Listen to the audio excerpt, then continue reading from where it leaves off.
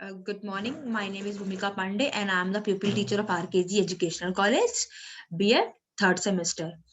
So now I'm going to teach you today about national symbols और हिंदी में हम इसको कहते हैं राष्ट्रीय प्रतीक। आज हम नागरिक शास्त्र में पढ़ेंगे कि राष्ट्रीय प्रतीक क्या होते हैं और उनका क्या महत्व है हमारे जीवन में और वह किस कौन-कौन से प्रकार के होते हैं, कितने होते हैं। तो आइए आज हम इसको विस्तार से पढ़ते हैं।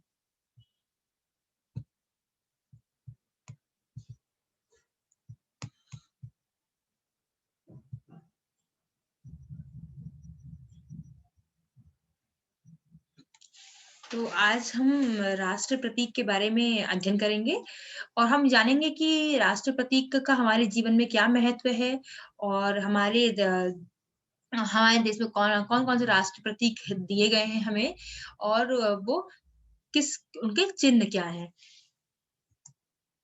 नेशनल सिंबल्स हम इंग्लिश में उनको नेशनल सिंबल्स कहते हैं और हिंदी में उन्हें हम राष्ट्रीय प्रतीक बोलते हैं।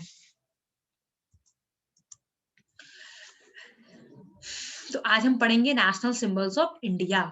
हमारे भारत के राष्ट्रीय प्रतीक क्या हैं? सबसे पहला और सबसे इम्पोर्टेंट जो हम सभी जानते हैं कि हमारा जो झंडा है वो हमारा सबसे ज़्यादा इम्पोर्टेंट राष्ट्र प्रतीक है, जो हम हर गणतंत्र दिवस, स्वतंत्रता दिवस उसपे या फिर हर एक संवैधानिक कार्यक्रम में या फिर हर एक राजनीतिक कार्यक्रम में इसका यूज़ करते हैं, इसको फहराते हैं और इसका सम्मान करते हैं। तो आज हम सबसे पहले जानेंगे कि हमारे जो देश का झंडा है जो हमारा राष्ट्र ध्वज है, जिसको हम राष्ट्र ध्वज बोलते हैं, तिरंगा बोलते हैं, झंडा बोलते हैं, इनके कई नामों से इसको जाना जाता है। तो वह क्या है और कैसे बना? जो हमारा झंडा है वो हॉरिज़ॉन्टल रेक्टेंगुलर शेप में है। आपको दिख रहा आपने इमेज में दिख रहा होगा आपको कि वह एक हॉरिज़ॉन्टल रेक्टेंगुलर शेप में है और ट्राई कलर का है। तो मतलब 3 रंगों से बना हुआ है। सबसे ऊपर उसके केसरिया रंग है, फिर बीच में सफ़ेद है, फिर नीचे हरा रंग है। तो और सफ़ेद जो बीच की जो पट्टी है सफ़ेद वाली उसके बीच में आपको चक्र दिख रहा होगा, अशोक का चक्र। वह उसमें 24 तीलियाँ होती हैं और इस झंडे को हम बहुत सम्मान देते हैं। इस झंडे का हमारे जीवन में बहुत महत्व है। हुँ। The flag is based on the Swaraj flag designed by पिंजली Venkaiah और जो झंडा है ये जो बनाया गया है ये स्वराज फ्लैग के डिजाइन किया गया है बाय पिंजली वेंकैया के द्वारा।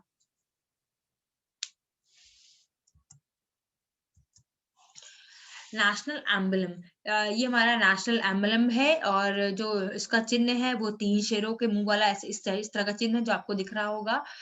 ये इसको हम अपने हमारे नोटों पे, हमारे सिक्कों पे या फिर हमारे जो टिकट्स होते हैं वो टिकट्स होते हैं डाक वाले उन पे ये ज़्यादातर हम इसको देखते हैं और इसके बारे में हम ज़्यादा से ज़्यादा पढ़ते हैं क्योंकि ये हमारा सबसे जो ख़ास चिन्ह है उनमें से एक माना जाता है। हुँ। ख़ास चिन्ह उनमें से एक माना भारत में वाराणसी सारनाथ संग्रहालय में संरक्षित अशोक ललाट को भारत के राष्ट्र प्रतीक के रूप में अपनाया गया है। यह 26 जनवरी 1950 को अपनाया गया और जिस दिन भारत एक गणतंत्र बन गया, यह प्रतीक भारत सरकार के आधिकारिक रूप में आ गया मतलब इसको आधिकारिक रूप से अपना लिया गया और यह सभी आपको भारतीय मुद्राओं में और उसका एक मतलब ये कि हमारे लेह लेटर हेड का एक हिस्सा हो गया। तब से इसको हम अपना राष्ट्र प्रतीक मानते हैं। An adaptation of Loyal capital of Ashoka at Sarnath was adapted as the national emblem of India on 26 January 1950 as the day became the republic.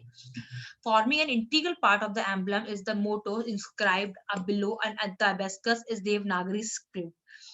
Devanagari इस स्क्रिप्ट में लिखा गया है सत्यमेव जयते इस पे इंग्लिश में the truth alone triumphs a quote taken from मुकंदा उपनिषद और ये जो कोड लिया गया है सत्यमेव जयते वो मुकंदा उपनिषद से लिया गया है the concluding part of the scared Hindu Vedas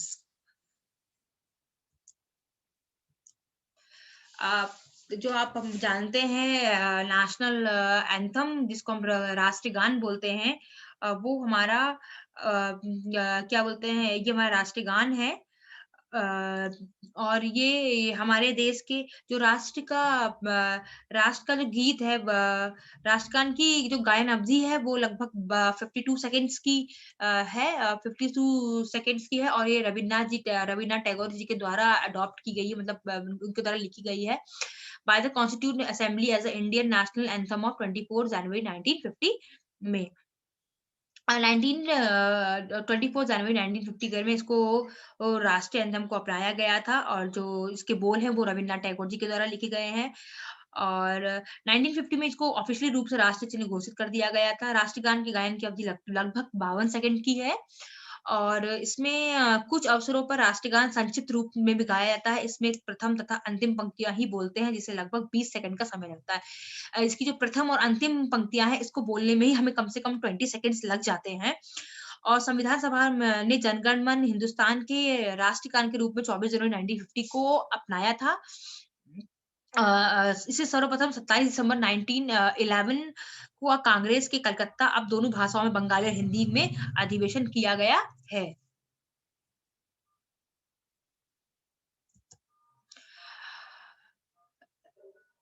राष्ट्रगीत अ, राष्ट्रगीत को हम अ, राष्ट्रगीत हमारा वंदे मातरम है, और इसे हम नेशनल सॉन्ग भी इंग्लिश में इसको नेशनल सॉन्ग बोलते हैं, और हिंदी में हम इसे राष्ट्रीय गीत बोलते हैं। वंदे मातरम है, और ये जो राष्ट्रीय गीत है वो वंदे मातरम, इसके रचयिता हमारे बंकिम चंद्र चटर्जी जी हैं, चट्टोपाध्याय जी हैं। ये बंकिम चंद्र चट्टोपाध्याय जी ने ये जो इसके बोल हैं वो उन्होंने दिए हैं 1952 में, 1950 में ये इसको भी राष्ट्रीय गीत के नाम से जाना गया था, और इन्होंने इसकी रचना साल 1882 में संस्कृत और बंगला मिश्रित भाषा में किया है। यह स्वतंत्रता की लड़ाई में लोगों के लिए प्रेरणा का स्रोत था। Vande Mataram sung during the 1896 session 1896 session में गाया गया है। Indian Congress session of the Indian Congress National Congress by Rabindranath Tagore.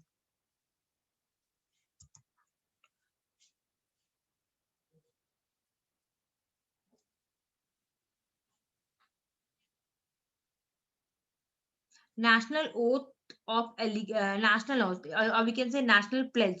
National oath is the national pledge that we are when we are taking in our schools, also in our colleges, also we are taking a oath, or we are taking a pledge before before doing any national activities. We should take to the oath of allegiance or oath, national oath, क्योंकि हमें अपने देश के लिए, अपने लिए अपनी जान न्यौछावर करनी पड़ती है, तो इसके लिए हम एक प्रतिज्ञा लेते हैं, नेशनल प्लेज लेते हैं, नेशनल ओथ लेते हैं। तो ये हमारी नेशनल प्लेज है, जिसको अ, हम अपने स्कूलों में हमारे स्कूल में हमको दिलाई जाती है हर रोज़, और इसका हम बहुत सम्मान करते हैं। It was written in Telugu by पायदेमरी Venkataiah सब्बा राव इन 1962। जो नेशनल ओथ है वो तेलुगु में लिखी गई सबसे पहले पायदेमरी वेंकटैया सुब्बू के द्वारा 1962 में। फिर central advisory board on education ने इसको डायरेक्ट किया प्लेस को to be sung in schools, and that the practice to be introduced by 26 January 1965। फिर जो national director of board of education थे के वहाँ जो मिनिस्टर थे, उन्होंने इस प्लेज को ऑफिशियली रूप से स्कूल्स में संग करने की परमिशन दी, और फिर धीरे-धीरे ये प्रैक्टिस में आती गई, जो 26 जनवरी 1965 को इसीलिए ऑफिशियली रूप से उसमें स्कूल्स में अप्लाई किया गया।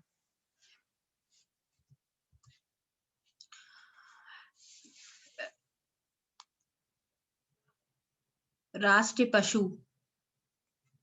इसको हम नेशनल एनिमल को हम राष्ट्रीय पशु भी बोलते हैं। इसको वैसे जो हमारा राष्ट्रीय पशु है वो रॉयल बंगाल टाइगर है, और इसको जो ये जो टाइगर है इसको हम बहुत इसकी जो मोटी पीली लोग मर्च का जो कोट होता है, जिसकी गहरी धारीदार पट्टियां होती हैं इसकी, और ये मतलब बहुत तेज दौड़ता है, तो इसलिए इसको राष्ट्रीय राष्ट्रीय पशु कहा जाता है।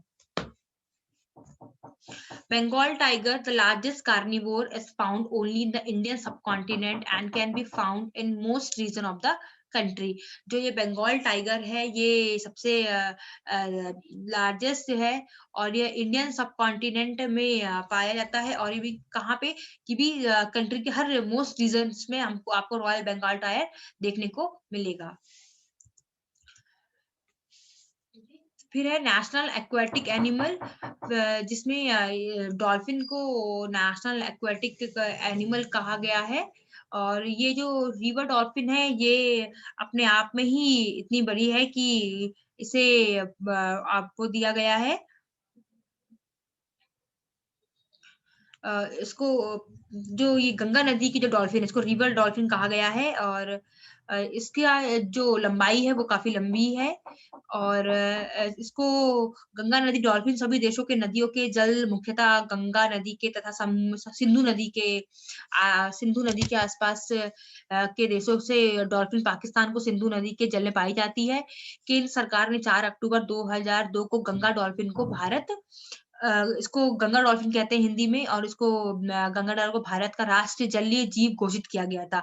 नेशनल एक्वाटिक एनिमल को हम हिंदी में राष्ट्रीय जलीय जीव बोलते हैं और इसको 24 अक्टूबर को 4 अक्टूबर 2002 को इसको गंगा डॉल्फिन घोषित किया गया था as a national aquatic animal और इसमें गंगा नदी में पाई जाने वाली जो गंगा डॉल्फिन है वो एक नेत्रहीन जलीय जीव है।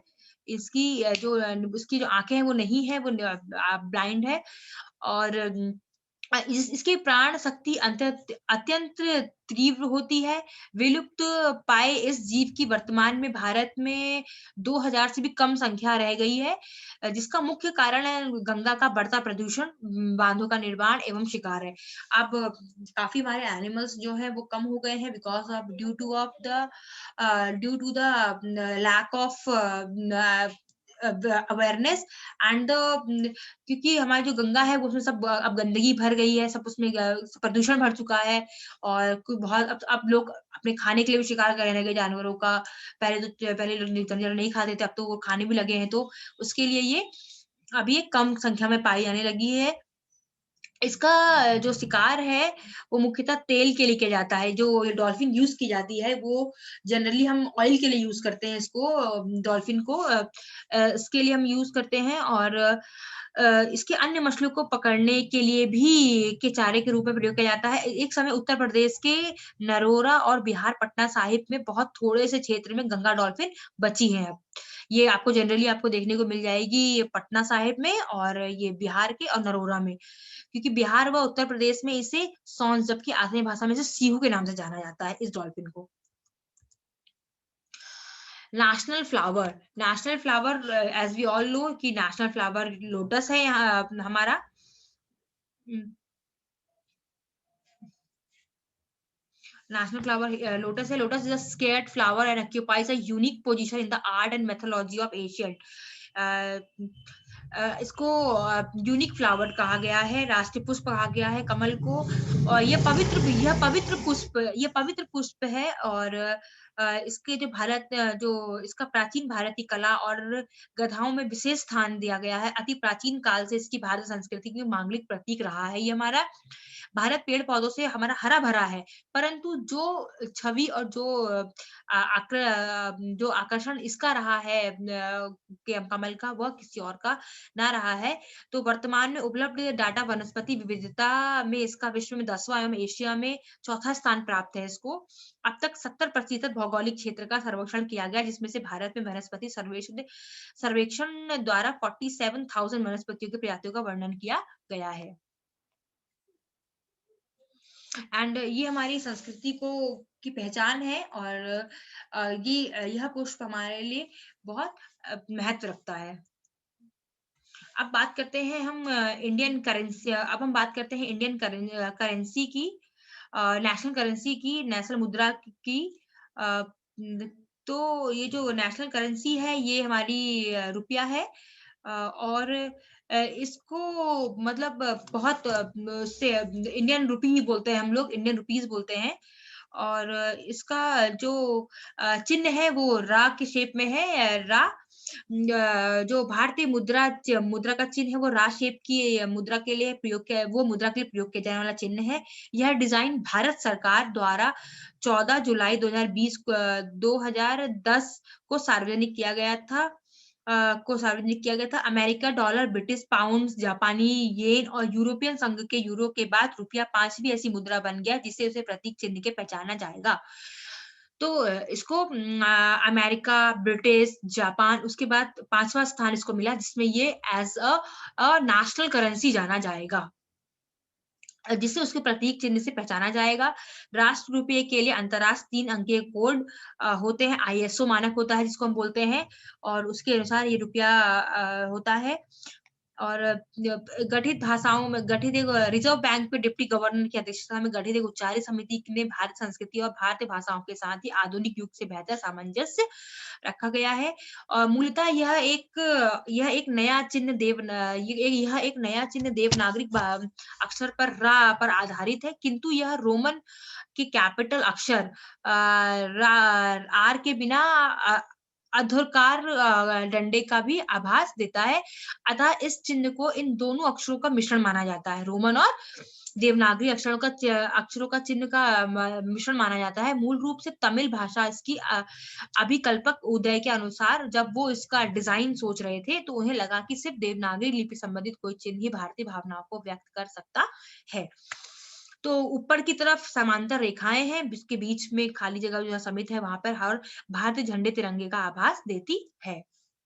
और जो इसका हम मुख्यतः इसको हम यूज करते हैं वो भारत सरकार इसके नए चिन्हों को देश के 6 मतलब विश्व में अपनाने की कोशिश करती है और भारतीयों का वर्तमान में यूनिकोड कैरेक्टर सेट के नाम से जाना जाता है। अब आते हैं हम नेशनल कैलेंडर पे। जो नेशनल कैलेंडर है वो हमारा इसको हम हिंदी में पंचांग भी कहते हैं और इसको हम साका कैलेंडर भी कहते हैं जिसमें हमारे मंथ चैत्र, वैशाख, जनवरी, फरवरी हमारे इसमें नहीं होता है क्योंकि ये भारतीय कैलेंडर है, हिंदू कैलेंडर है। तो इसमें चैत्र, वैशाख, ज्येष्ठ, आषाढ़, श्रवण, भाद्रपद, अश्विन, कार्तिक, मार्गशीर्ष, पौष, माघ और फागुन होता है। तो जो ये है ये हमारा नेशनल कैलेंडर है हमारे इंडिया का और इसे इस तरह से डिवाइड किया गया है कि चैत्र में 30 से 31 दिन, वैशाख में 31 दिन और चैत आपका मिड ऑफ स्टार्ट डेट होता है आपका 22 मार्च से ये स्टार्ट हो जाता है चैत्र का महीना। फिर वैशाख की बात करते हैं तो वो उसमें 31 दिन होते हैं जो 21 अप्रैल से शुरू होता है और फिर जेठ की बात करते हैं तो वो उसमें 31 होते हैं 22 मई से शुरू होता है। जेठ के महीने में आप देखते हैं बहुत गर्म होता है। फिर आषाढ़ की बात करते हैं तो उसमें भी 31 दिन होते हैं जो 22 जून से शुरू होता है। फिर आषाढ़ के बाद हम सावन की बात करते हैं जो 31 दिन होते हैं जो मिड ऑफ जुलाई 23 से स्टार्ट होता है। फिर भाद्रपद की बात करते हैं तो उसमें भी 31 दिन होते हैं जो आपके 23 अगस्त से लेके स्टार्ट होता है। अश्विन 30 दिन का होता है जिसमें जो आपका मिड ऑफ 23 सितंबर से स्टार्ट होता है। कार्तिक की बात करी जाए तो उसमें भी 30 दिन होते हैं वो आप कार्तिक का महीना आपका अक्टूबर 23 से स्टार्ट होता है। फिर आपकी ये मार्गशीर्ष की बात की जाए तो ये भी 30 दिन का होता है जो नवंबर 22 से स्टार्ट होता है। जो पौष का महीना होता है वो भी 30 दिन का होता है जो 22 दिसंबर से स्टार्ट होता है। फिर माघ का महीना जो होता है वो भी 21 जनवरी से स्टार्ट होता है उसमें भी 30 दिन आपके लगभग होते हैं। फागुन का महीना 20 फरवरी से जो आपका करंटली अब चलने वाला है आने वाला है फागुन का महीना तो ये आपका 30 दिन चलता है और ये आपका एक मतलब एक कहते हैं ना कि इस डेट से लेके इस डेट तक का फिक्स होता है तो ये हमारा नेशनल कैलेंडर है। Saka national calendar introduced by the calendar committee 1957। 1957 में साका कैलेंडर को इंट्रोड्यूस किया था कैलेंडर कमेटी के द्वारा as a part of Indian ephemeris and nautical almanac which also contain other astronomical data as well as timing। और इसमें हमारा डाटा भी दिया गया है और हमारी टाइमिंग हमारे तीज त्योहार सब उसमें इंक्लूडेड है। And formula for preparing Hindu religion calendar uses official started at 1st January 1879 Saka era and on March 22, 1957। National fruit सब जानते हैं कि जो हमारा राष्ट्रीय फल है वो आम है। आम हमें गर्मियों के मौसम में मिलता है और mango originated India the country in the home more than 100 varieties और आम की बहुत सारी वैरायटियां होती हैं तो इसलिए वो उसको राष्ट्रीय उसके फल के घोषित किया गया है। फिर आता है राष्ट्रीय पक्षी, हमारा राष्ट्रीय पक्षी मोर है। Indian peacock is designated as a national bird of India, a bird indigenous and the subcontinent. Peacock represent the unity of vivid colors and find reference to Indian culture. और हम जो हमारा राष्ट्रीय पक्षी है पिकॉक, उसमें हमको अलग अलग तरह के कलर देखने को मिलते हैं जो हमारे कल्चर, जो हमारी संस्कृति को दर्शाते हैं। फिर आती है नेशनल रिवर, तो हमारी नेशनल रिवर गंगा है। Ganga is the longest river of India which is the most heavily populated river basin in the world. Haridwar में गंगा बहुत बड़ी है, तो इसीलिए इसको सबसे ज्यादा नेशनल राष्ट्रीय नदी के नाम से घोषित किया गया है गंगा को। This river is reserve by Hindus the most sacred river on the earth, और ये सबसे ज्यादा पूजने जाने वाली नदी है हिंदुओं के द्वारा। फिर आता है नेशनल ट्री, तो इंडियन बैनियन ट्री को नेशनल ट्री घोषित किया गया है। बैनियन ट्री की जो रूट होती है वो अपने आप में ही न्यूट्री मतलब themselves to form banyan tree root themselves to form new tree and grow over large area। जो बैनियन ट्री की जड़ें होती हैं, जैसा आप लोग ये पिछली इमेज में देख सकते हैं, वो बहुत फैली हुई होती है और वहीं से नया पेड़ उग जाता है और ये बहुत बड़ी वाइड एरिया में जाके फैलता है। as an integral part myth and a legend of India। Thank you everyone।